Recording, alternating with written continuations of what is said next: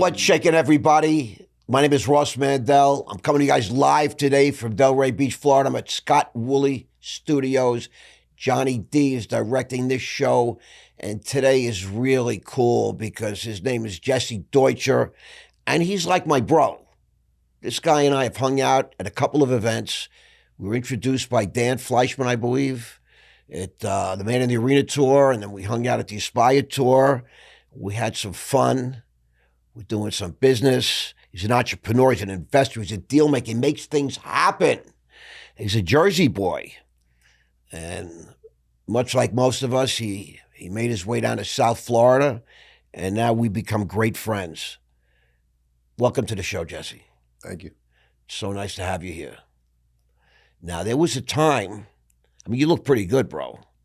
I mean, you're like, what, six feet? No, 5'10". 5'10". Wow, you got a big presence. Yeah. And there was a time, you what, about 220? 217. 217. He knows exactly everybody. There was a time you weren't so trim. No, 362. Stop it. 362. That was your top, or the top that you remember? That was the top when I got on a scale. Right. The top. Could have been a little bit heavier at times.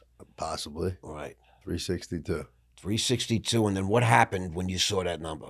And how old were you when this happened? It was about 9 years ago, 10 years ago. So you're about 24. Yeah. So you're a big kid. Jesus. Were you fat, though? Fat. Huge. What was your waist, like 50? 54. Woohoo! Ladies. Not anymore, though. And so did you have like a come to Jesus moment, that kind of thing? Yeah, I had a emotional break. Not overweight. I mean, I had lost all my money, bad partnership, a whole combination of stuff that triggered this. Hitting bottom. Yeah, rock bottom. And you said, I got to change everything. I got to change my wife. I got to change my ways. I got to lose weight. Is that all fair to say? Yeah, but I had also met my now wife at that same time as well. So it was a combination of all of it. But that was a good thing, meeting. Yeah, What's her name? Yeah. What's her name? Sabrina. So you met Sabrina on the road to recovery. Yeah. Were you a fat kid when you met her? I had lived in Florida 2015 to 18. And I was like 350. I had got down to 304, couldn't break 300. That's about the time I met her. Okay. But then when I moved back to Jersey with her, I went from 304 back to 362. With her? While I was with her. And then she gained about 15 pounds. And that was to her, that was a lot, right? Because I was like 138 pounds. Right. And she was like, download this app to track your food. So I did that, and I was eating like 8,000 calories. Were you really? Yeah. You know, I was eating a bagel with cream cheese, a pork roll, egg and cheese with bacon and ham or whatever, and some home fries. Then for lunch, I would have 4 to 5 slices of pizza, a chicken parm sandwich. Bro, I'm sorry I didn't hang out with you. Then dinner. I could have used some food like that. That's eating. Then the late night snack. That doesn't include late night. No, had to smoke a bunch of weed and eat again. Really? Yeah. So that's what, That's how you get to be 362 pounds. Yeah, just you got to work at it. Like mindlessly. I hardly eat anymore, and I can't lose weight. It's like crazy. Well, you got to get on peptides. I'm on everything, bro. Okay, good. I hope we edit that out. I'm playing. I want everybody to know. I take whatever supplements I get my hands on. Of course. Legally, by the way, legally. Of course. Because luckily today this stuff is legal. Now you're in the peptide business, correct? Yep. What's the name of your business? Kind Peptides is our research-only brand. Great name. And then we have a company called Link Biomed, which is where we sell to physicians and big companies. So you supply to physicians? Yeah, we supply to some of the biggest names in the game right now. I love that. And I want to get to that in a minute because this is really important. But you aren't always the big peptide guy. No. You didn't come into this world, and start selling peptides and promoting biomedical things. So I love to always dial the clock back. I like what I like to hear when I listen to a podcast or I watch a podcast is I like to know who is this guy? Everybody's promoting something, everybody's sharing something that's relevant. But who are you? Tell me, when were you born? Where were you born? What was early life like? All that kind of stuff. Yeah, so I was born in Long Island, Manhasset. And I grew up till age 12 in Oceanside, Long Island. Wow. Then I moved to New Jersey.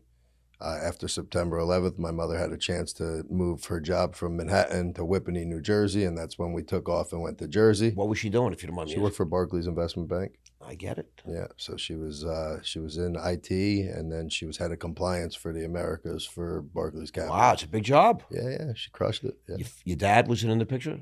They're divorced. I mean, he was kind of in the picture, but she raised us. Okay. Yeah. When you say us, Me and my sister. very nice. She's older, younger? My sister's older. Yeah. You never introduced me? You never hooked me up, bro? Nah. It's a crazy thing. Nah. She doesn't swing that way. What way is that, bro? Men. Really? Yeah. So she's married to a woman, yeah. Is she? Yeah. It's a new world, bro. It's a God world. blessed her to actually get married. You could say that, right? Yeah. Years ago, it was like, Yeah, if they had to sneak around. Now they at least have some rights, which is a beautiful thing. I guess. Yeah, listen, if you play for the other team, at least I don't give a shit what anybody does personally. I just don't want anybody influencing, leaning on me, telling me how to think and feel. Or our kids. Yeah, but God bless people. Let them, they make choices. They're grown-ups. Yeah. Let them at least, have some rights, because it's the wrong thing, I think. Okay. But things, go overboard. Right. I'm not really interested in what everybody's sexuality is. Yeah, I don't pay attention. Who cares? I don't walk around and say, listen, I like beautiful middle-aged women. That's it. Age-appropriate women. That's it. But I don't, who cares? You know what I mean? Yeah. Who cares? Yeah. But, good for her. So she's a little bit older than you. Yeah. So you had someone looking out for you a little bit as a kid, right? Okay, yeah. I just, I know that I have two daughters, but my oldest daughter always looked out for her sister, Right. that kind of things. And you moved around a little bit, which is, I think, a little traumatic. Yeah. You know what I mean? You have all your friends at one place, and then you move from Manhasset, you move to, Oceanside, and then you're getting yourself all set up, and you're 12, which is a big age for a young boy. Yeah. You're starting to go through puberty and all these different things. Yeah, but I was good. And then you go to Jersey. Yeah. And at this point in time, were you dabbling with food like that? No, so I was an athlete growing up, and then I snapped my arm pitching a baseball at 12 years old. So right when I made the move from Long Island to Jersey, I was out of sports for 2 years. That's when I started gaining weight. Okay. Yeah, I was pitching a baseball. My arm snapped in half. The ball went towards third base. I passed out on the mound, had a spiral fracture in the arm. It just snapped? Snapped, and then I had to wait a year for it to heal. It didn't heal right. They had to fill the cyst, and whole 2 years out of sports, and that's when I started gaining weight. So I gained about 20 pounds a year 13, from that 14 point. years old going, it's such important. Yeah, I mean, I played hockey, ice hockey, roller hockey, lacrosse, basketball, baseball. Yeah, I played everything. I was on. You look like when I met you, I thought your whole demeanor says athlete. Yeah, I was on a junior Olympic diving team at Hofstra. We practiced. Wow, bro, that's huge. Yeah, what do you mean? Yeah, so all that right before I snapped my arm. Wow. And then I kind of started to smoke. And that was your right arm? Like your righty? Yeah. It was your real arm, right? Yeah, wow, that's crazy, bro. Yeah, but that's when I started smoking more weed, sitting around. I wasn't going to 6 different sports practices. And then I could always eat whatever I wanted, but I would burn it. But then when I stopped doing that, forget it. 20 pounds a year until I hit 300. Yeah. You finished. Yeah. So do you hit 300 at what age? I think I was like 260, 280 in high school. In high school? That's big, bro. Yeah. You could have played defensive line, I hated football. I didn't want to run. I get it. Any sport where the coach made me run, I didn't do that sport. How about an all-you-can-eat buffet? You can run, bro. Those were the worst. I actually went to one in Boca the other day for my dad's birthday, Santos, and I ate like. Is that in the Royal Palm? It's in Boca on Federal. It's good. It's a good one. It's like a higher end one. Yeah. But I had 2.5 plates and I was done. And I was thinking, of what? I would have ate 9 plates. Right. Of what? Sushi. Yeah, I know the place. It's in like the Royal Palm. Next to 388 Italian. People like line up for that because it opens on Sunday, like at noon, and they start lining up at 11. Yeah, it's crazy. For all you can eat buffet. Yeah. It's reasonably priced. Yeah, it's like $40 a person. Right, and then you can just eat. Yeah. People outside smoking weed. Yeah. Keep eating. It's crazy. It's crazy. Wow, I love that kind of thing. But all right, so I'm convinced this eating disorder. It's a disorder, and I think it's tied to emotional stuff personally. Yeah.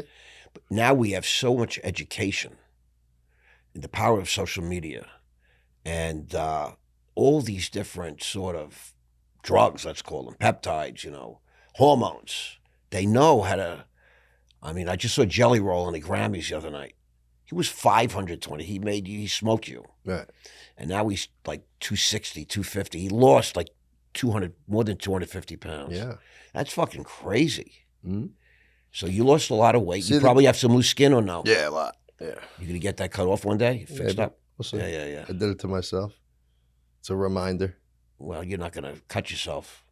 And No, I said I did it to myself. no, I understand, but still, it's if you get fit, like Yeah. even me. And I can see my abs under the skin. Me too. Yeah. But I feel like I might have to get that touched up. Just We'll see when I get to a certain weight, and I maintain that weight. If so that's you have a goal in mind. You want to Yeah. share it with the audience? 205.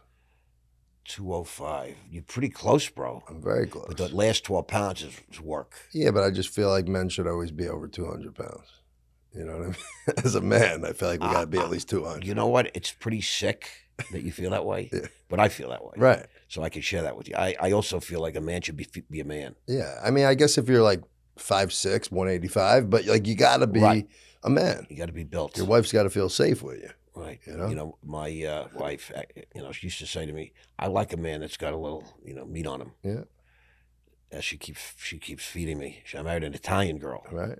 We always had food in the house. God forbid, if you came over for lunch, it was like you brought 20 people. Right. But you just came alone. Yeah. We'd have everything, Keep But I feeding. like that. Yeah. That's what I married. So now you're growing up. You're an athlete. You're in Jersey. Which part of Jersey? Lake Opakon, Morris County. Where is that? So you know Morristown? Well, how far from the city? Let's say 50 minutes. right. Not too far. Not too far, but a very different life. Cows right past my high school. For real? Yeah, like right on the border of Sussex County where it's like farmland. So it's like the last town in the county that like people know of. That's why you don't know where it is. Right. But I heard of Morristown, obviously. Right. But it's been a minute since. But it's west of Morristown. I got So it's you. like closer to, it's more like Pennsylvania living. Like rural. It's a little rural. It's sub-rural. Like the mail people don't walk to your door to deliver the mail. They drive to the mailbox on the street. I get it. Yeah. Okay, that's cool. Now, what was life like there? Did you have girlfriends? Were you popular? Yeah, I never had a problem with the women. I think that's why I got to 360 because I really didn't have a problem getting the women I wanted. Right. So I thought there was no problem. So I've been out with you, Right. and I see that you have no problem getting women. Right. I I've just experienced that with can't you. act on it now. I understand. Yeah. But I bear witness to, your acumen. Right. Chicks dig you. Yeah. Okay. So I love that. And at some point, do you go to college or? Yeah, I tried. Yeah, I went to 2 semesters of county college that my mother paid for. Failed twice. She stopped paying. I paid for it once. I didn't go to class when I paid for it, and I said, "This is not for me." What were you doing in those days? I was selling weed, delivering pizzas, and then I bought into a tree service. So I was cutting down trees. I love that. Yeah. Landscaping. Yeah, not landscaping. It's sort of tree removal. a tree. Okay, it's Big a money. specialized area of land. Huge. Way I get more it. money. Yeah. I've had some taken out, and I spent $1 zillion. Yeah. So we were doing that during Hurricane Sandy, where we were able to make like $20,000 a day, all through FEMA money, and remove a tree off of a garage so they can get out. I get Charge it. $5,000. FEMA pays them back, I get it. and we banged 4 of those out a day. I mean, we were crushing it. We were doing good And selling weed was a good business back in the day. for 20 years. It was a good business. 20 years. Yeah. And now no more. No more. Because it's, I have a medical marijuana card, even though I can't use it because of my situation. Really? Believe it or not, the feds don't recognize marijuana. Really? Yeah, it's like But fentanyl. that's weird, right? Because if you had a back pain and they gave you Oxycontin, they would recognize Oh, yes, that. no, I could take opiates. course you can, That was yeah. my argument. Isn't it ridiculous? You don't even understand. They Fucking said, no, ludicrous. it's illegal. Marijuana is illegal. So what do you mean it's illegal? I said, there's a dispensary Yeah. in a few minutes from here. Are you going to raid them? Yeah. No. Well, I don't understand. I have a medical marijuana card. Well, the federal government doesn't recognize that. Well, they can give you Adderall, right? They can give you meth. I can have Yeah, of course. methamphetamine. I can take OxyContin. I can take, Vicodin, Yeah, Valium, marijuana. Forget it. right. You're going to jail. I'm serious. It's crazy. You have no idea how crazy. I have an idea. And the probation lady says to me, I don't make the rules, Right. but this shows you how fucked up this government can be. Oh, yeah. Because some shit just makes zero sense. It's the money. Well, I get it. I understand all the particulars, but it's not that important right now. Right. So now you're not going to college, but you're making money. Yeah. You're a business guy. Yeah. See, one thing I'm an older guy. We've met, and we met in arenas that were dedicated to business people, people that were striving to become more. Right. In various parts of their lives, etc. But it was like highly focused on business and creating wealth, all these good things. So at some point you realize you're not going to college, but you're ambitious. Yeah. You needed money. I was making $500,000 a year tax free. What's wrong with that? I get it. So there's a mindset you had. Right. And that's what I want to try and understand a little bit about you. So I believe it's an addiction mindset. Whatever I like, I want to do in abundance. It's just where do I channel it, right? So when I was selling, I was also drinking heavy, doing drugs heavy.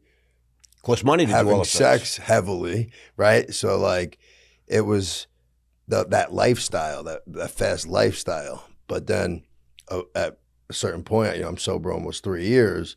Now I just channel all that energy into working out, pickleball, golf, and work. And your relationship with your woman, And my family. Sabrina. Yeah, my family. You have a beautiful child. Yes. Tell us about your child. Aaliyah, 5 years old. Aaliyah. Yeah. And where'd that name come from? It's a beautiful name. So believe it or not, my best friend died about 8 years ago. I'm sorry. And he was going to have a kid, and he was going to name his daughter Aaliyah. They ended up losing the kid. Then he ended up dying, so I took that name. Yeah, what a terrible so story. that's where the name came from, and then we just liked the name. We wanted a name, and then it kind of just was good. And then Aaliyah in the Jewish religion means like a blessing. It does. Yeah, that's where I thought it came from. Yeah. Sabrina's Jewish or no? No, I am. Yes, I know. Yeah. So she married a Shiksa goddess. That's it. Okay, yeah. That's a beautiful Colombian and Portuguese. A Latina. Yeah. Yeah, Latina's a new thing for me as well. and I get it. I mean, there's a certain thing about them that's really compelling. Right. So Aaliyah is now 5? 5. Great age, right? Daddy. Like daddy. Like read me a book, daddy, play with my hair. As soon as I walk in, every day. They run up to you. I miss that. Mm-hmm. I miss that. Dad, can you Zelle me? Dad, Venmo. Well, that's Dad. what you get now. Yeah. Yeah. Oh, yeah. My kids are 25. Can I get this stuffed animal? Can I get this? Can I get that? Funny thing that she said the other day. You know Yadek, my friend Yadek, right? Yes. So, she's been to his house a couple of times, and she goes, Daddy, I want a house like Yadek's house. I said, oh yeah, me too. She goes, why don't we get one? Exactly. She goes, you don't have more money than him? I was like, no, but I'm trying. Not yet. Not yet. I said not yet, but we will. You're going to. Not yet. But it's funny at a 5-year-old how they just like pick up these little things. It's amazing how she was aware of that. And they don't really get it. Right? To her, daddy's the richest guy in the world. Well, she got it. She understands now. Believe it or not. You think that was the moment? I just think that, not every kid would ask that question. Yeah. And not every kid would be that curious. And I think your daughter probably got it. I think that's your personality. I think she's just like I me. think you see the world that way. Yeah. Which is what I was trying to get at. So in an odd way, we just backed into what I was hoping to get. Because yes, when I was a kid, I didn't notice any of these things. Right. But my mother was like, we're going out for lobster today. It's very expensive. Right. But I want you to try we can't afford it. But I want you to know that some people can eat lobster every day. Right. Like that kind of thing. My mother was just explaining to me what everything cost, of what people live. We drive by the neighborhoods that were wealthy. Okay. This is where doctor lives. You want to be a doctor, Ross, so you can make, $100,000 a year. This is in the 60s. Right. Doctor or a lawyer. Right, doctor, lawyer. You're Jewish. You come from a Jewish family. Right. I became a broker and a trader. But back in those days, that wasn't even recognized that as wasn't a business. The option. I was like the black sheep in the family. Yeah. They were all worried, what's Ross going to do? Yeah. For real. Right. What's Ross going to do? Meanwhile, I made more money than all. Of course. But the thing is that I became very aware that there were levels in the social strata of the world, in neighborhoods. I grew up in a nice neighborhood. My family, you know, the American dream, everything was mortgage, borrowed, and leased. But we would drive to the other neighborhood where the diamond guy lived and where the doctors lived. You know what I'm saying? Yeah, I know. And I became aware of that. And I used to feel like I was less than at one point. Yeah. You know, I think I went through that too because my grandparents are from Great Neck. And my parents grew up in Great Neck, but they moved to Oceanside because they couldn't afford Great Neck, right? So I grew up in, you know, middle class. Right. But I get it. And then my mom started making money, but she was single mom, paying for everything, right? So still wasn't like, you know, we weren't. She was making money, she didn't have money. Right. The difference. She made $300,000 a year and spent $400,000 I a understand, year, right? 100%. So, but neither of my parents are into designer stuff. I don't know where it came from, but it's in me. And my grandmother. You're wearing a designer. What kind of hoodie is this you're wearing now? No, this is Philip Line. This is nothing. Okay. But yeah, but I like that kind of stuff. You got a nice Rolex on, yeah? Yeah. Okay, I'm just asking. I got to ask the question. You got to ask the question. You know, I got to ask the question. I'm wearing an iWatch, bro. This is the new me. I wear an iWatch all the time. This is the new me. I wear it every day. Yeah, that's. It's actually in my car right now. For as soon as I'm done with this, I'll put that on. Okay, because it works. It's good. I can see the messages. I love getting my texts on them. I think it's the coolest thing in the world. But they do make a Hermes iWatch. Really? For $1,200, you should get one. This was $900. Believe it or not. Yeah, this is a fancy one. It's got a special crystal. I don't know what the hell it's got. Really? You should have got the Hermes band one. Sick with the rubber edges. Yeah, I can get that. You see, I learn about these kind of things from my friends, especially my younger friends. That's it. I'm old as fuck, bro. I know. You know what I mean? That old. I'm like old as fuck. I pal around with Big John over there. You know, same age, same Big John's not allowed to be retired when he hangs around you. He was retired. We dragged him out of retirement. Yeah, I swear to you. Now he's going to be a know, fucking zillionaire. He's going to be a zillionaire. I know. I mean, it's crazy. So, you know, you had an acumen for business or more. I mean, you're dealing weed.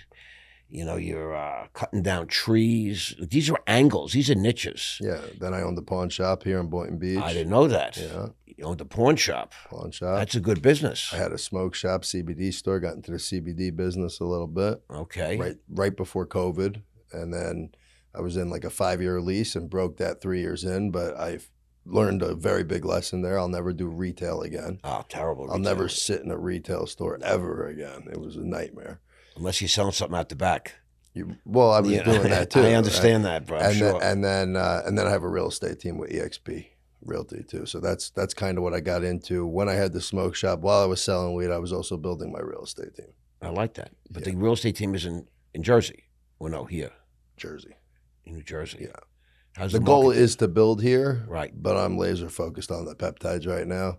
I'll go get my broker's license soon. But what I see happening in the peptide space and with all these research companies that order from China, you know, we're trying to bring quality product and a quality platform to this space. Okay, so now it's 2015 or so. Okay. You meet Sabrina. Yeah. Here. But you took her back to Jersey at some point. No, she had a house in Jersey. Okay. I knew her from New Jersey. I went to a pool tournament in Philadelphia where I saw her. Was it a pool? Billiards. Yeah. You shoot pool. Yeah. You once told me you're a real hustler. Yeah. You're really good at it, right? Yeah, I'm pretty good. You hung around a lot of pool halls. The whole pool scene. Yeah. You did that whole thing? Yeah. Okay. Where? Jersey? Jersey. Teenager? I would spend all night there, and my pool teacher would bring me to school at 7 o'clock in the morning. I would sleep under the pool table. You had a pool teacher? Yeah. I had a couple guys. This is like right out of a movie, bro. Yeah. Yeah. Yeah, we would play poker at night. The pool hall would close at 2, 3 o'clock. We'd play poker till 7, and then I'd go to school. You doing a little cocaine at the time? No, Oxycontin. You did oxys? Yeah. And you could stay up all night? Oh, yeah. When you have ADHD, it works the opposite. Okay. You know? I was nodding out, but I was up and gambling. I did Oxycontin and I couldn't even walk straight. What would happen was the guys who would bet on me, they would feed me the Oxycontin because I wouldn't miss a ball. I get you. Yeah. You know, focus. I actually get it so sick because I'm an addict myself. Yeah, you know. of course. I was 27 years stone cold sober. But we didn't know how bad that was. Like at the time that I started that, right, we thought it was just pills. It was just pills. Yeah, but I was snorting them, right? But that was... You were snorting them? Of course. But I've never snorted an oxy. Oh, all day. Yeah. Really? But then... What does it do? When I realized it was just like heroin. It is heroin. I know, but we didn't know that when I started. I understand. I don't think this was like known in 2008, 7, 6. Like we didn't really know. Right. It wasn't common knowledge, right? Right. Like the way I told you they that were selling them like Adderall crazy. is meth. Crystal meth, right? Methamphetamine salts. The doctors didn't tell my mom, hey, you're putting your son on meth at 6 years old. Here's Adderall to help him focus, right? I get it. But they didn't say it that way. Same with the Oxycontin. They're not like, here's heroin for your back pain. Right. They're like, here's a painkiller for your back pain. Right. Right? I get it 100%. Yeah. I get it 100%. I probably would have never done it. Being a drug addict, I knew all these things. Right.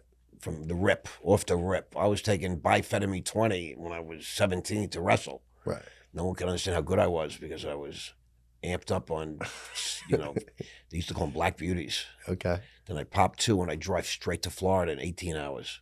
Okay. I wouldn't even piss. I was like so crazy back in the day, Right. But so you're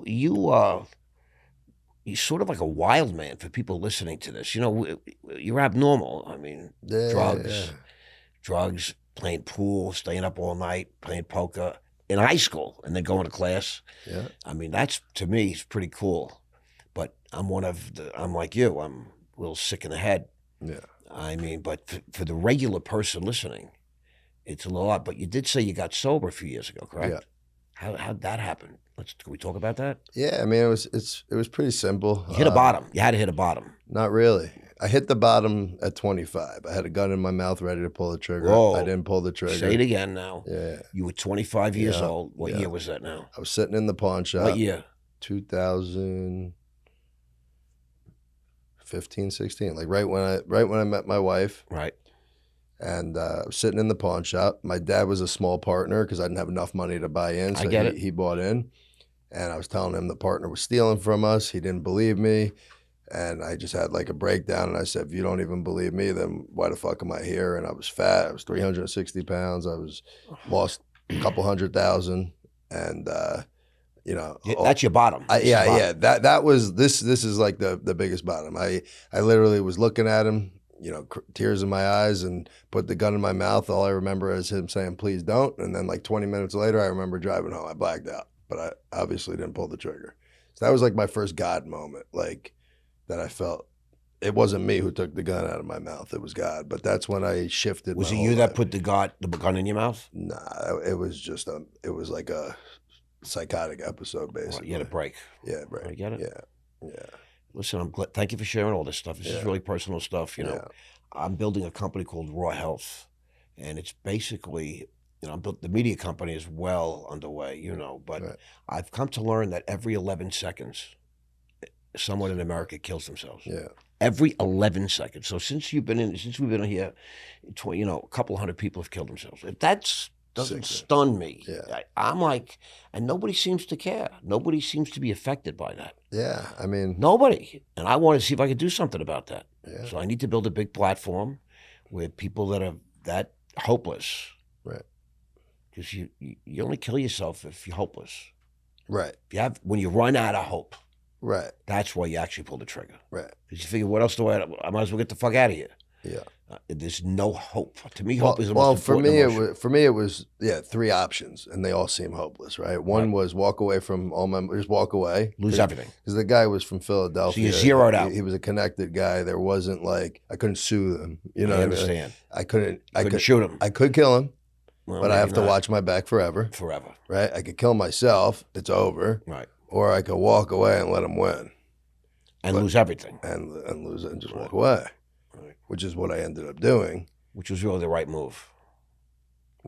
Yeah, I guess. I mean, I literally would sit there for like a week straight and point the gun at him next to me and like think about just shooting him. Well, if the guy happened to pass away, he's dead already. Accidentally. He's dead already. Really? He got a massive tumor and died of cancer Karma's very a bitch. shortly after. Karma is a bitch. Yeah, you can't screw over a Jewish guy. Well, we're chosen. No, it's very funny because I heard something about this, which was really amazing. Yeah. So about humility. Yeah. So, I was very successful and I was very showy. Right. And a lot of people say, why did you get in trouble? And a lot of people that really know my story, they say, because of jealousy. So many people are jealous of you. Right. And then I heard this thing about God. God loves all Children. mankind, Yeah. womankind. We're all his children. Mm-hmm. Adolf Hitler, Genghis Khan, the worst scum of the earth. It's God's children. Right. And God loves all his children. And when you're showy, there are people that see you got a car, you got the girl, you got the money, you got the house, you got the position, right? There's envy. And so what happens is they start to feel bad because they don't have and you have.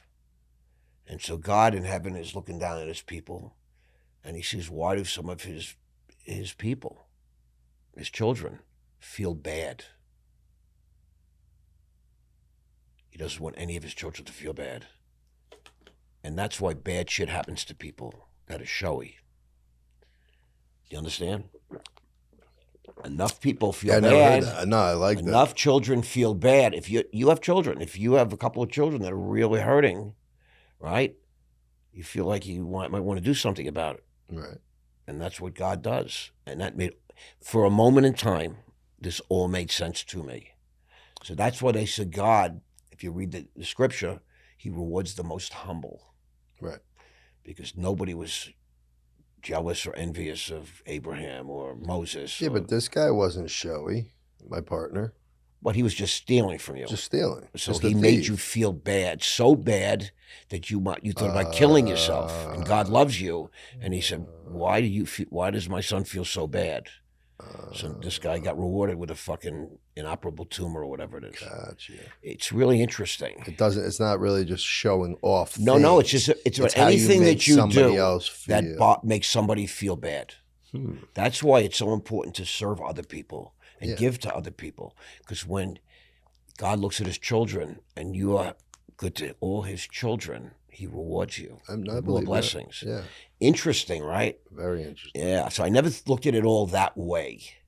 It's about how you make Me neither, people but I will feel. now. Right. It's really, it hit me like a ton of bricks and I got it. Yeah. Okay. It's like if anybody makes my children feel bad, I'll make them I'm feel going to bad. make them feel bad. Yeah.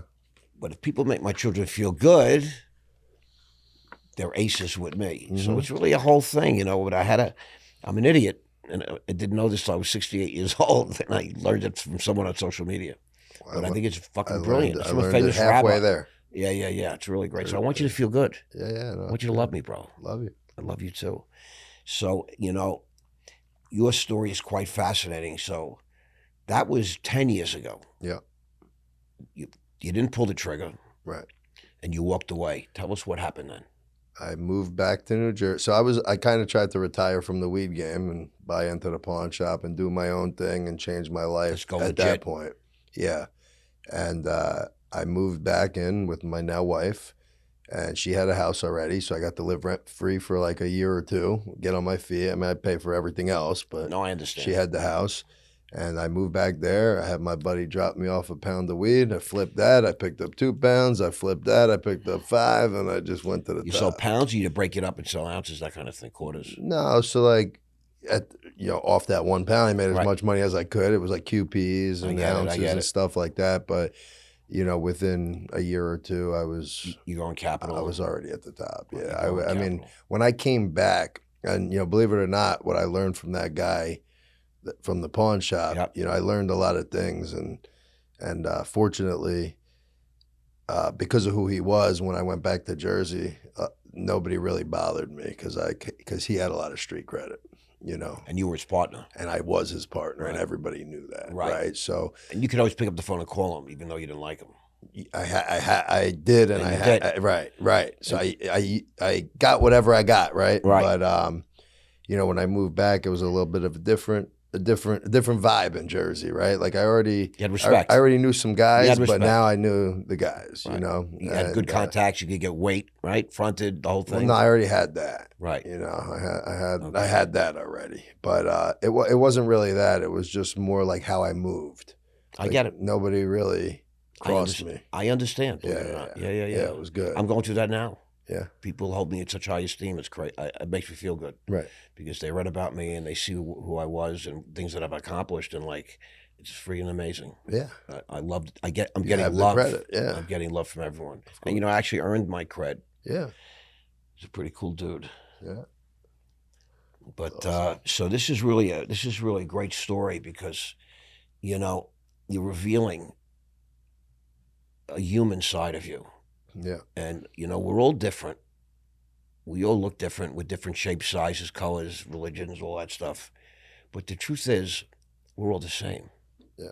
I always look to pull the common threads from people, because sometimes they just see a guy that makes millions of dollars or some hot woman that's successful and all that. Yeah, they're transactional. But it's nice to know that, people feel pain. Yeah.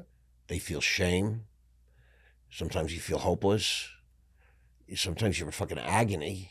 Yeah. And sometimes you feel great. Right. Right. Sometimes there's only so many things. It's finite. Right. But we all share the same type feelings. Yeah. We have different stories. Yeah. But what I love that, a guy like you, young, you're good looking, got a gorgeous wife, you got a kid that worships you. Yeah. You play golf at Hunter's Run. Yeah. I mean, you're hooked up, bro.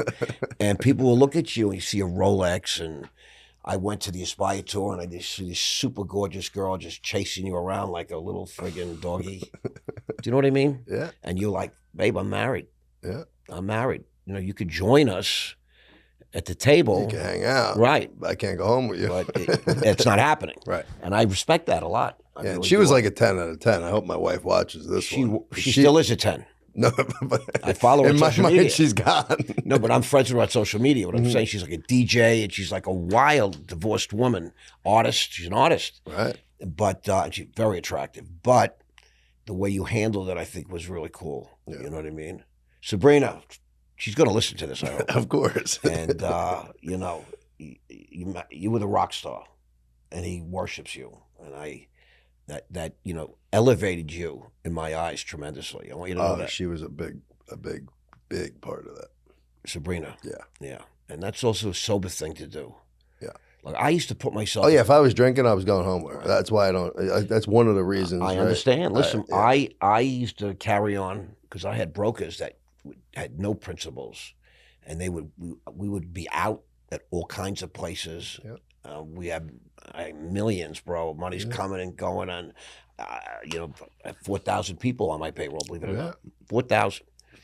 And, I had the whole world at my fingertips, but I was married, and I loved my wife, and I loved my family. So I would carry on like a lunatic, but at the end of the night, I would go home alone. I'd go back to the hotel room alone. Some of the guys, they come to me, Ross, I need 500, Ross, I need 1,000. I gave it to them. Right. Enjoy yourself. I was young too. I was single. Single now. Say it for the camera again. Just in case anybody wanted to know. But I'm the kind of guy that you're working for me. Right. You're a good earner. You need $100. You need $1,000. Let's go. Right. Enjoy yourself. I never really asked where it went. I watched American Greed, the episode, and now I know what some of the guys said happened and all these things. And yeah, I was in all these places. Right. But I was always ended up by myself. That's why there's no pictures and no evidence that I did something wrong. Right. Because, if I did one thing wrong, the whole world would know it. Right. Because my whole life has been on camera. But for you, you are still not clean at 50 in 2015. When you went through that whole experience, No, but you did hit a bottom. Yeah, but I was already, I was off opiates 2010. Did you go through withdrawals at all? Yeah, I was on Suboxone for like 3 years. And then, Were you? And then to get The off strips? Yeah, and then first it was the Subutex where you could still snort that. So I did that for a while. I did the little water on it. Yeah, and then, just my road to recovery wasn't like traditional road to recovery, right? It was, I started young. I got off the Oxycontin because all my friends started dying of heroin, Really? And mind you, I was the one who sold Oxycontin when I was a teenager. I didn't know you were selling oxys. Of course. I'm not going to spend $60 a piece. I'm going to buy them for 21, sell them for 65, Did and you take get mine for prescriptions free. at all? Yeah, I'd buy people's prescription 240 at a time from, I get of course. Roxy's are my favorite. Well, the Oxy 80s were better than the Roxys. I like the Roxy's. They hit you, boom. Yeah, but they have the Tylenol in them. But It doesn't matter. They hit you, boom. They're So quick acting. The you don't oxys, remember the green 80s? I wasn't really that into it. Yeah, All. you weren't into it. The green I 80s liked- were they 3 too- times but as it was strong too as much. It was like a shotgun. I couldn't even. I was did it taking once. 4 of them a day. Were you Yeah. taking them or snorting? Snorting them. I can't even understand that. But it all happened so quick, right? So, right, everyone starts moving to heroin. My buddy goes, hey, I know you're sick. Try this. So I snort 2 bags of heroin. I didn't get high. I didn't get high at all. I hated heroin. No, I didn't get high. Really? Because the oxys were stronger than the heroin. Because you're snorting for I them. was snorting them, right? You had shitty heroin. No, I snorted two little folds. Right. I was kind of scared, but I snorted it. Yeah. And I didn't really get high because I was so used to it already. I get it. But it did take away the restless legs. Right. I wasn't sick. Okay. I didn't feel sick. I understand. That scared me enough to go home and tell my mother, hey, I'm kind of hooked on heroin and I didn't know.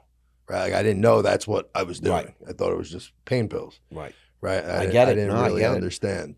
And because I was young, I was 17. I understand. 18. And then she brought me to pain management clinic. They put me on the Suboxone. But then I couldn't get off the Suboxone. That's also addicting. Like, yeah, because I get the restless legs again. I couldn't sleep. Withdrawal. Yeah. Yeah. Did So you sleep on Suboxone? I slept on Suboxone, but when I tried to stop taking the Suboxone, I couldn't sleep. So then I switched to a bar of Xanax and alcohol to go to sleep. Okay. That's how I went to sleep. I had a similar journey, just so you know. Yeah. You know, it's just like I changed one addiction to another addiction. I Yeah. kept changing addictions. Right. I'm gonna get to the Go ahead. Get Go there. ahead. So then I do cocaine sometimes, but it was never my drug because I couldn't have sex at the end of the Yeah, night. I get right? that, So trust me. that was the problem. Yep. I didn't really like it, but I'd go on 3-day benders sometimes. But it was really Xanax and alcohol. Then I found the hash oil, the dabs. You know what that is? Like Tell me. the concentrated THC where you it's like dab resin. it. It's like resin. Yeah. So once I found the live rosin, which is the best form of that, Right. that was strong enough to numb my mind of the pain. Childhood trauma, stacked up traumas, right? Yep. So it was able to get me out of my conscious state of mind. And that was strong enough where I didn't really need to drink anymore. Just smoked a shit ton of good weed, dabs. And that was strong enough. Because like, let's say Xanax and alcohol, they're probably the two worst drugs to Yeah, come those off are the only of. two you could die from. That you die from withdrawal. Right, Yeah, right. You got to be chemically reduced. You know, I actually went to a 28-day program. Of course. Took them 21 days to detoxify. I went through a dual diagnosis program where Right. I did like a whole thing. So you had some childhood trauma. Yeah, but I let them. They let me smoke weed while I went to a dual diagnosis program. I told them I'll come to this program, but I'm not gonna stop smoking weed. They said okay. They said just don't come here high. I said okay, no problem, because it was a mental health and drug. Okay, It was I get both. it. Yeah. They put me on all sorts of medication. Now today you clean totally. Yeah. Smoke weed? No, nothing. You don't drink? Nothing. You know that I was drinking water when we were I out. remember that. It was great. But the thing is I'll get there right now. So I would still drink, but I haven't really been drunk since I was like 25, 20. Actually, I went through like a couple months with my wife. you where would we like would 2, go out 3 and drink. drinks, 4 drinks like that. You're not No. drunk. There was a short period of time within those 8 years where I went to this new pool hall that had a bar and we would rip shots and I would take 10, 15 shots, but then I'd go drive home. Nothing serious, like 10, 15 shots. That's nothing. I get it. Listen, when I was really drinking, I could drink a whole bottle of vodka and then go out drinking. Yeah. It was But double shots today, of Jameson. you said like, 10 shots and I'm already high. Yeah, but like it wasn't like drinking, getting to fights every weekend with the boys. Like it was just like You're playing pool. playing pool. And you're playing and for then- money. Yeah. And you're trying to win, right? Yeah, always. It was always like the tournament night that I would start drinking. Do you ever But lose? yeah, who doesn't I'm lose? just asking. Okay. Yeah, you got Everybody loses, but I want to know what you're going to say. yeah, of course. Oh, good. Okay. That's Yeah. honest. I mean, listen, I'll play the best players in the world for 100 a set and lose just to learn. You know love what I that. mean? So Yep, I get it. but then I'll play for 10,000 if the game's right. Right. If it's 50-50 or more in my favor, I will bet You're, the house. you're a gambler. Yeah. I love it. Yeah. I love it. But only with what I can control now. So I only play poker. I'll bet on poker and pool. I don't really play blackjack. I don't play against the house in the casino. Do you play poker at any of the casinos? Yeah, I go to Harrah's, Hard Rock. Do you? Yeah. Play tournaments? Yeah. When the circuit comes, I play. Yeah. Do you ever, I've cashed in a couple. I never won any events though. but you want some money? Yeah. My friend Stevie plays a lot of poker. Okay. It's pretty good. So I'm up to speed on all the tournaments and, all the different get it? places. Yeah. Yeah. So after that whole, the whole 8 years, I started mentorship with Eric Spofford. I was in his inner circle. I didn't know that. Yeah. He's a friend of mine, Eric. Right. So I was at an event and they were all talking about being sober, right? Right. He's real It was like sober. Wes Watson, Eric, Dan Fleischman, Jesse Lee, R.I.P. Jesse Lee, and Sean Whalen, right? And they were all there. And I said to Eric, I'm like, how come every time I come to these events, I feel like I need to stop smoking weed? I'm like, it's just weed. Like, I already quit all the hard shit. I don't drink. I'm like, it's just weed. And he literally laughs at me, turns to all them and goes, do you hear what Jesse just said? I get it. And he goes, because you fucking should. And then I literally went home. I went home the next morning, flew home from Miami. This is in Jersey. I rolled up the biggest joint, took a big dab, 2 or 3 of them. And I didn't feel high. That was the moment that I said, if I'm going to do, and it wasn't my tolerance. It was literally a sign from God to stop. It was like a white light moment. It was just like, because I already did so much personal development work, therapy, hundreds of thousands in therapy, personal development. And then it's like, now I'm paying this guy $25,000 a year and he tells me because I should, then I probably should and see how it works. Right? What I didn't know was that same moment 3 years ago, I was going to have to stop selling weed too, because if I'm not smoking with the people I'm selling to, they're going to find other people that smoke with that. Right. So I kind of just cut myself out of a couple $100,000 a year. You could still do it if you want. You could still move weed. I'm just saying. No, because it was the shift. It was the next shift I had to make. I understand. Like, could I? Yeah, sure. But I used to think I was helping people with selling weed. I thought I was helping them get off opiates, get off alcohol, get off psychiatric medicine. I really thought I was helping people by selling weed. I believed in medical marijuana. I do too. Right? But I don't anymore. Right. I believe I'm giving you a crutch to deal with your trauma or numb your brain because you're not happy with the life that you're living. So now I can't even sell it because I have no passion behind it, which is why I sell peptides, because it helps the health. Well, you get what I'm saying, though? Do I get? It's now the shift. In of what I 1990, I surrendered myself to drug rehab. Right. And I just went to dry out for a weekend where there was no open bar, no pimps, escorts, limo drivers, any of that. Yeah. And somewhere in those 2 or 3 days, I was convinced that I might actually have a problem. Oh, really? Turns out I was a polysubstance abuser. Okay. And I was addicted to like 12 different things. Yeah. And they said my blood was so toxic that I was like probably a week from being dead. Right. For real. Yeah, and you didn't even think you had a problem. I knew I had a problem because I couldn't stop doing cocaine. Yeah. So I thank God for cocaine every day. Right. Because I didn't like the way it made me feel. It cost me a fortune of money. But you couldn't stop. Not because of buying the cocaine, because I was a trader, a broker, a genius at it. And I couldn't go to work the next day because once I started, I didn't stop for 2-3 days. Yeah. I didn't like the way it made me feel. I couldn't have sex. Yep. I Numb. just didn't like the whole thing, but I didn't stop. Yep. And as soon as I had a few drinks, I found that Coke. And when you have money, it finds you. And so I go through this 28-day program. Turns out I'm addicted to Valium. Only because I'm taking 20 blues a day. The 10 milligrams with the heart in the middle. Yeah. And I thought that was just, but those are prescription drugs. Right. It's not a problem. Not a problem. Cocaine was a problem. Yeah, cocaine Weed and heroin. was a problem. Crack and heroin. Yeah, listen, I also went through a whole year where I smoked crack. Yeah, of course. 1988, and spent $1 million cash on That's it. On crack. Full That's million. it. Really? Yeah, legit That's $1 all? million, yeah. The teller at the Citibank on 23rd Street, Manhattan, off Lexington Avenue was like, sir, do you know you keeping $1 million in this account? You're not getting interest. We could just move it over and get interest. I said, I'm a financial advisor, don't tell me. I need my crack. I had a lot of money.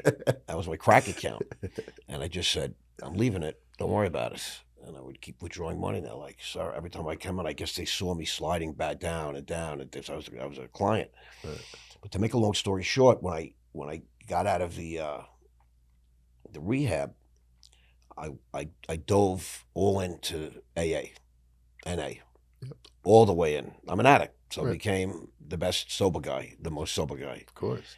And after my 1-year anniversary, I felt like I was not growing the way I wanted to. I had big book study programs in my apartment where we'd read the big book line by line. Mm-hmm. And I'd go to only sober events where we would meet women, sober women, and all of a sudden sex And you're round 13th the step clock, in it. round the clock with sober women. And but I wasn't happy with the way I was progressing, and I'm stone cold sober. Yeah. And so I find the most famous psychiatrist, the father of the study of addiction in the United States, Dr. Arthur Knauert, rest in peace. And Dr. Knauert said to me, I said to him, listen, my problem was cocaine. I never had a problem with alcohol. I couldn't give a shit about alcohol. And weed I knew was a problem, but it's weed. And pills from doctors. He said, look, what happened when you left the rehab? I said, my life instantly got better. Life became easy. Right. Just getting up and going to work and just going through my regular routines was impossible when I was using. And the cocaine really killed me because I couldn't sleep. Yeah. And he said, listen, your life I became, a big deal. I was really successful and I was killing it and I felt great. Do you want to risk all of that just so you could have a drink or you could smoke some weed? You apparently don't need it. You've gone a year plus without anything. Right. Why would you take a risk? And he convinced me. I was so nervous to do anything because my life got so great. I built a life that was beyond my wildest imagination. Right. And then I stayed stone cold sober for 25 years. I had 2 sips of alcohol in prison my first year after both my wife's parents died. I'm in prison 6 months. Right. They were supposed to live in my house with my family. It was a breakdown. I still had 10 years left to go. I took 2 sips of alcohol, so then I stayed clean for another 3 years. So I really had 28 years. Only 3 years I just had 2 sips of alcohol. And then in 2019, I basically said, fuck it, and was stoned and high the whole year. I figured I'm in prison. I'm never getting out. Oh, well, you were in prison. Oh, yeah. Gotcha, While I was inside. I said, fuck, what am I doing? Right. What am I fucking doing? Fuck it, Bam. New Year's Day, 2019. Okay. I said, you still got all that alcohol? Said, give me a bottle. You want a bottle? Give me a bottle. And I started like that. I had 2 vape pens sent in, and all kinds of things, Okay. Because if you have a few dollars in prison, you can do anything, Right. I was okay. Right. So, but my life got instantly better. And so I understand your journey. Yeah. And I'm a polysubstance abuser. Yeah. Weed was always part of my life. Alcohol was always part of my life. Yeah. I never really cared much for alcohol. Me neither, but I did feel that once I stopped smoking weed, if I went and had 2 drinks at dinner and I couldn't go home and smoke the weed to chill out and go to bed, Correct. I'd probably keep drinking. Correct. Well, which is why I don't drink. Right. No, not something. No. I've You don't know what's going to happen. Once you use something, if you've been sober. What I do know is when I stopped drinking heavy, I was able to have a drink or 2 or 3, Right. like socially. Right, it's not your thing. But I still had weed. I understand. Right. Without the weed, Right. I might as well just drop the alcohol because alcohol does nothing for you. Right. I get it. I used to feel that with cigarettes. Poison. Yeah. Same thing. I couldn't drink without a cigarette. Yeah.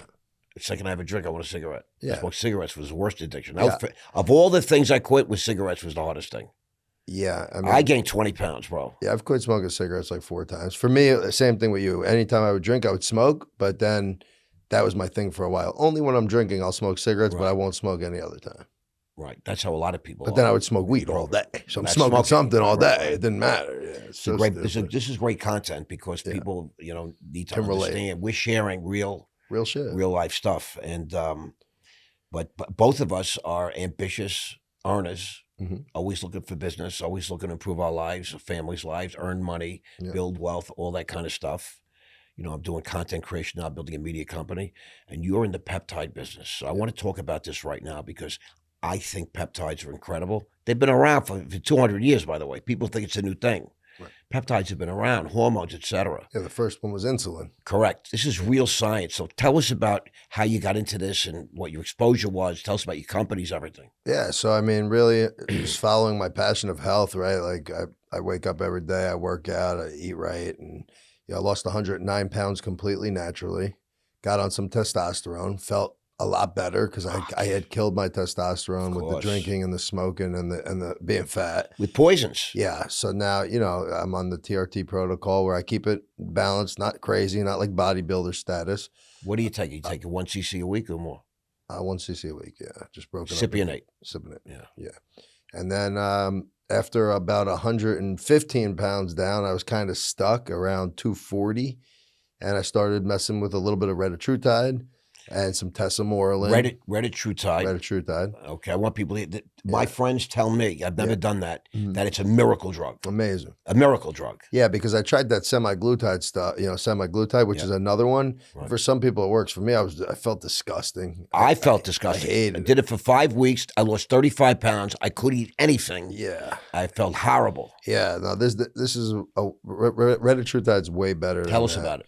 It's just a third generation of that, right? So when semaglutide, then tirzepatide, and now they have retatrutide. So they just made it better. It hits different receptors. Tell me, what's the benefit to take it? Why should I take it? Because it's an appetite suppressant. Okay. It's gonna make you lose weight. Right. You're gonna feel good, and there's no side effects that we know of. Doesn't eat muscle like semaglutide? Not as much, but if you just eat your, what do you weigh? Right now, I weigh about 195. Right. So if you eat 200 grams of protein a day, you'll be fine.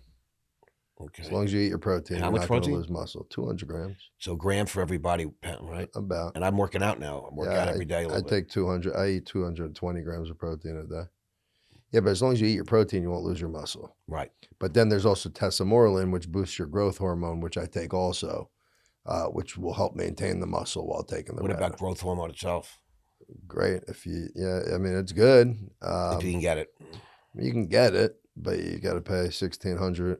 Yeah, it gets expensive, but it's also something that I don't want to get on yet because I don't want to be on it forever. Right. And shouldn't really come off of that.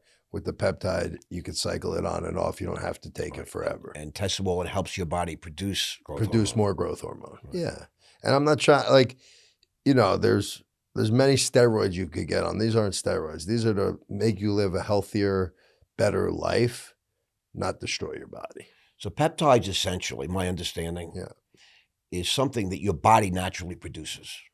Correct. But as you get older, maybe you get sick, maybe you didn't eat well, trauma, all kinds of different things happen in life. You get injured. Yeah, and your body stops producing it, especially with aging.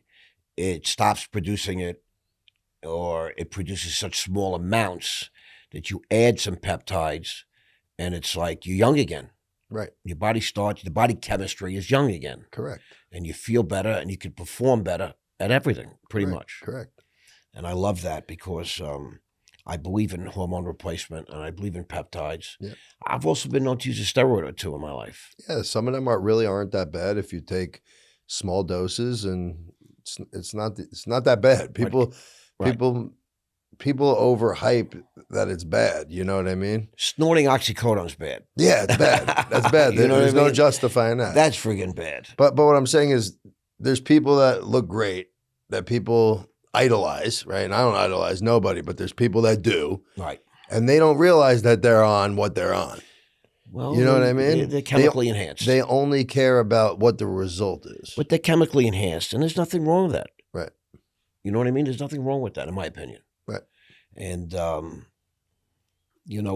as long as you have the right mindset and you keep things in a certain... Well, you still have to put in the work. None of this shit is a miracle. You could shoot all the drugs you want. Right. If you don't diet and work out, you're not gonna get the results you want. Right. You have to train your body. Yeah. Your body has to be uncomfortable. Correct. Comfort is the enemy, believe it or not. Yep. Of your musculature and your anatomy, and it's healthy to be struggling through life. Right. Physically. Yep. Right. Take steps. Take that extra walk from the bedroom to the Same living room. with business. If you're just coasting. Right. It's not good. Right. You're right. These guys make me feel so uncomfortable every day. Right? They break my balls before you came here. They were breaking my balls. Breaking the balls. But I love it. No, I think more of starting this new company. Yeah.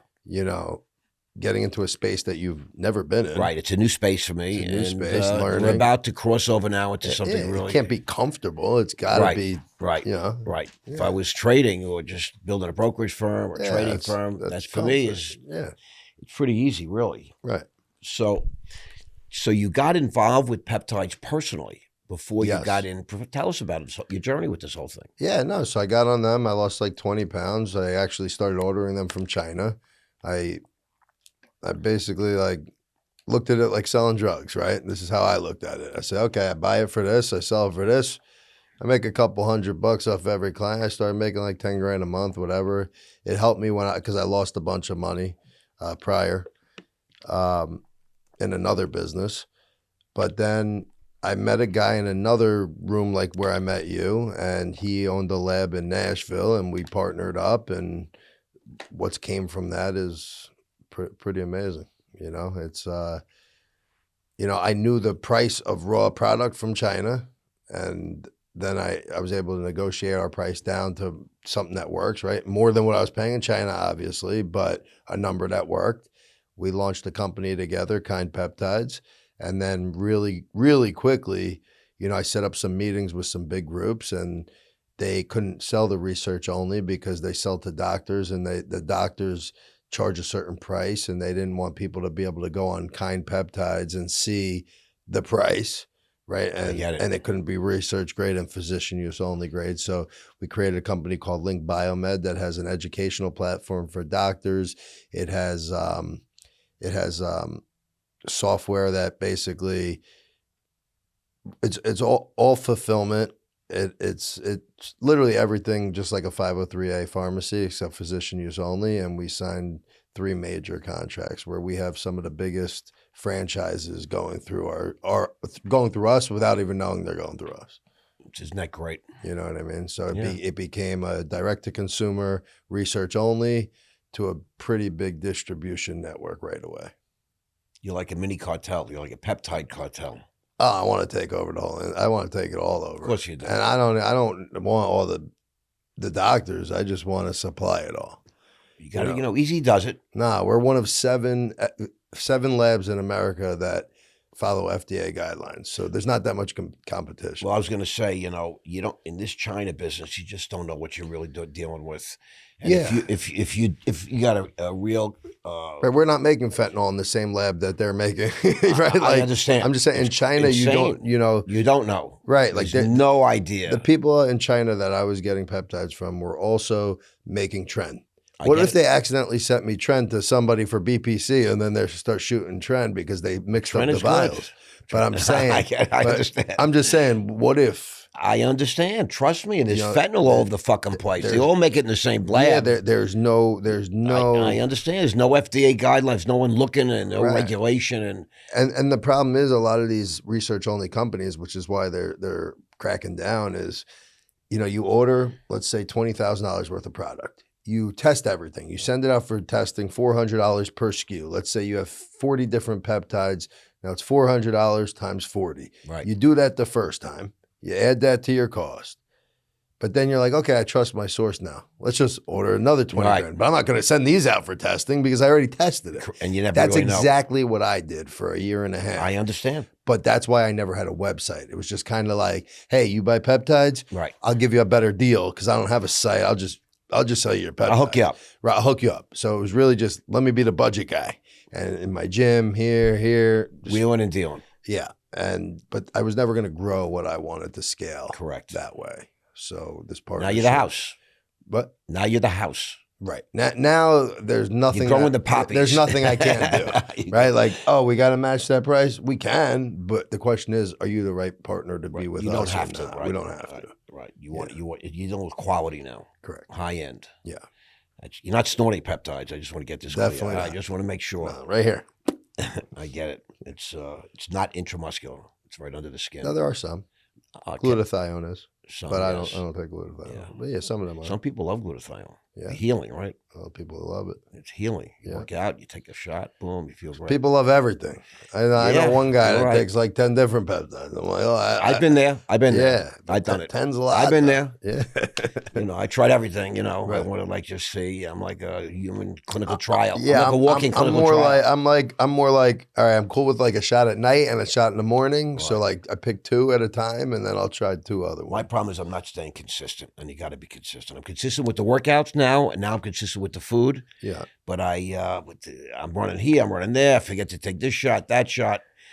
So I hear excuses. It's excuses. I don't have a routine yet because I'm building this company. Just wake up and do it.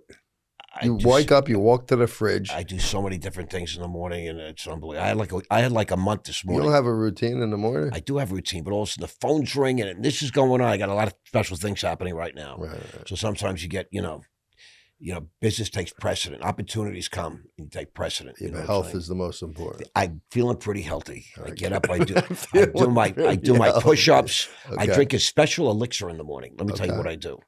So I take 7 big tablespoons of chia seeds, organic chia seeds, black chia seeds. They sell it in Whole Foods, even in Publix, all that kind of thing. Put it in a blender, a cup. Then I pour 7 giant tablespoons of apple cider vinegar with mother. It's disgusting. Yeah, I love that. And then I squeeze lemons for lemon juice. 7 fucking whole lemons of lemon juice. Really? And that also goes into the chia seeds. Chia seeds are absorbing this now, absorbing the apple cider vinegar and the. Then I put turmeric, a bunch of turmeric. Then I put cinnamon. Then I put some organic honey from local farmers here. And then I had just a tad of water. Okay. And I blend it all up. I blend it up. Now, the chia seeds, which are considered incredibly healthy, loaded with protein, loaded with fiber, and they go into your system, and they've now absorbed all this sort of good stuff. Okay. And then I take and I put it in the refrigerator, right? And I keep my fridge on cold. I like it especially cold. Okay. Just me. I lived in prison for 9 years. We had no refrigerators. Right. I lived I wanted fucking ice cream. Yeah, Ice cold. I lived out of a locker. Yeah. You know what I mean? You put shit in a locker. You have no refrigerator. You have no idea how much things don't spoil. Right. That we normally, to me, a refrigerator is like a fucking blessing. Right. I'm still mystified by it.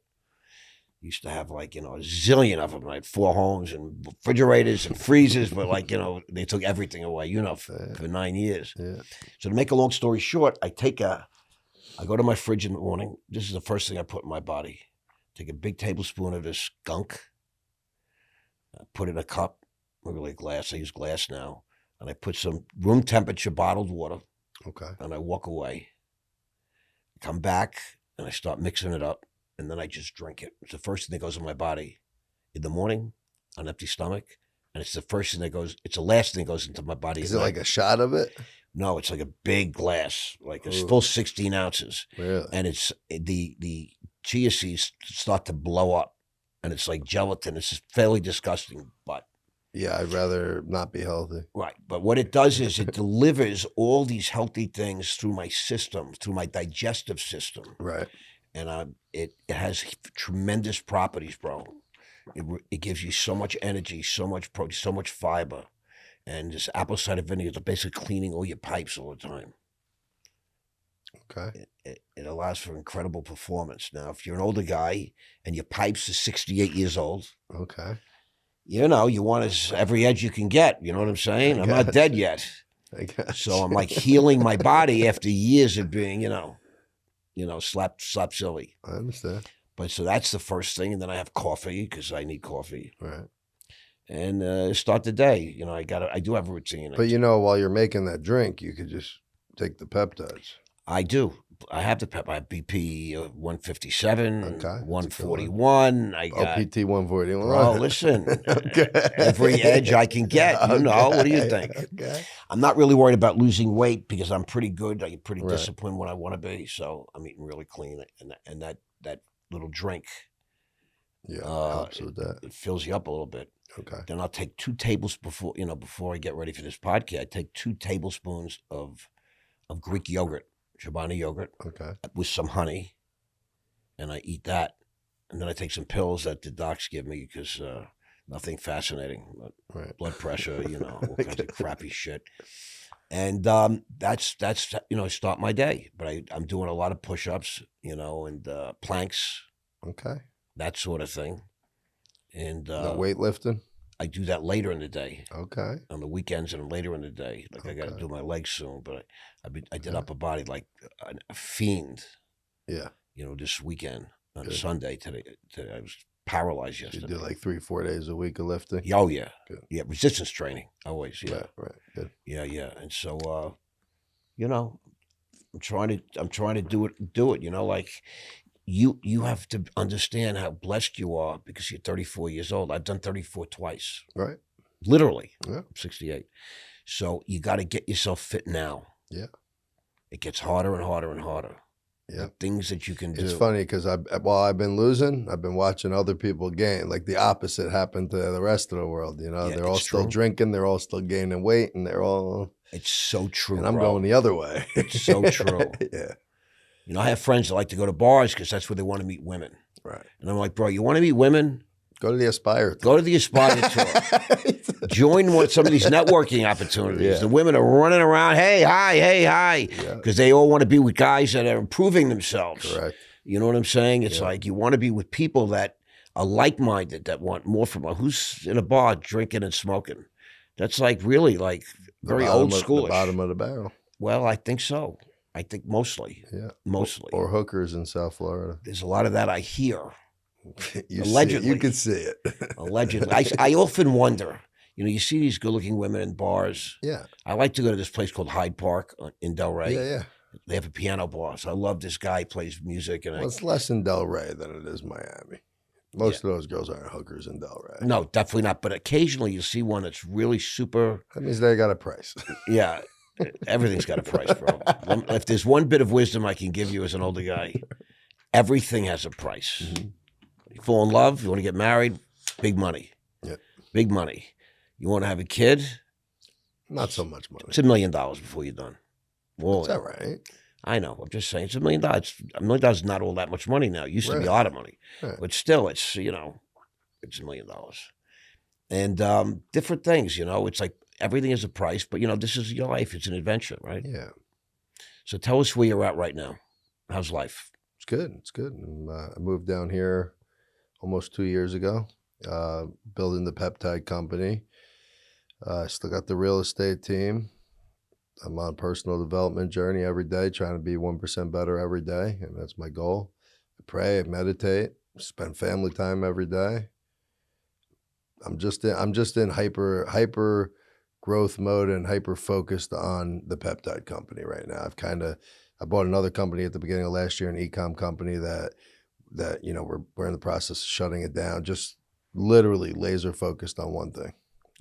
That's how you succeed, by the way. Just regrouping. That's how you succeed. Yeah, but I felt like I succeeded. I tried to go into too many things, and now I'm in the process of regrouping. That's what happens, bro. We get spread thin. Mm-hmm. And if you can, you know, put on blinders, because the whole world is telling you got to do more. You got to do more. You have a drug of choice. Yeah. It's called more. Right. You said it earlier in a different way. Yeah. You know, whatever makes you feel good. Yeah. You just want more. Yeah. You know, we suffer from an attitude problem. Somewhere along the line in our brain, we said if one is good, two must be better. Right. It's an attitude. Yeah. Like that cost me 7 years of therapy, about $1 million in therapy. Mm-hmm. You know, if one is good, two must be better. That's how my brain is wired for whatever the reason. That's an addict mentality. Yeah. Most people say one is good. Wow, I enjoyed that one, and I'll have another one later. We have one, and we say two's got to be better. Yeah. And we chase it. If we had good sex today, we have to have sex tomorrow. Or twice today. Right. I mean, you know what I mean? Right. Twice. Let's just go again. It was so good. Something like that. I can't stop. I want more. I get more, it. More and more. I get it. Crazy story. So I always like to end the podcast because we really got to know you today, and I'm very grateful, bro, because we're already friends, but now I feel even closer to you, you know? Of course. You're 34? 34. Where's Jesse Doichter going to be 5 years from today? Tell us about life, future Jesse. Yeah, we're gonna probably exit the one company, the Link Biomed company, and that's the 5-year plan. Married, because I call her my wife, but we're gonna get married next year. I hope I'm invited. Of course, you're invited, brother. We're gonna. It's gonna be in St. Lucia. Really? Are you allowed to travel? Next year, yeah. Okay.